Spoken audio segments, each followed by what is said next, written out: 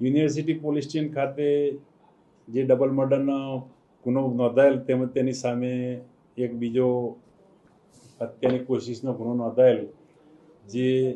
અન્વયે આરોપી લાખાભાઈ સુરેશભાઈ ધોળકિયા જે હત્યાના બનાવનો ફરિયાદી છે તેમજ જે BNS 109 મુજબના કામનો આરોપી છે લાખાભાઈ સુરેશભાઈ ધોળકિયા,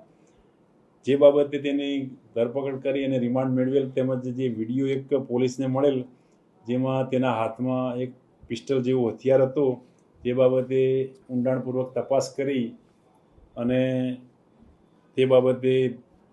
એવિડન્સ ભારતીય સાક્ષી અધિનિયમની મુજબ 2 પંચો બોલાવી અને પંચો રૂબરૂ તેના ઘરે જઈ ઝડપી કરી તેમજ અન્ય પોલીસ કર્મચારીઓ સાથે ઝડપી કરી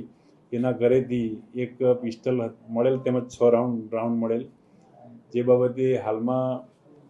ફરિયાદ દાખલ કરવાની કાર્યવાહી ચાલુ છે. આ ગુનામાં અન્ય એક આરોપી શિવાભાઈ ડોડા કરીને ફરાર છે, જેને પકડવા માટે પોલીસની ટીમો હાલમાં ચાલુ જ છે, જે પોલીસ તપાસ કરી રહી છે, જે પકડવા માટે પૂરેપૂરા પ્રયત્નશીલ છે.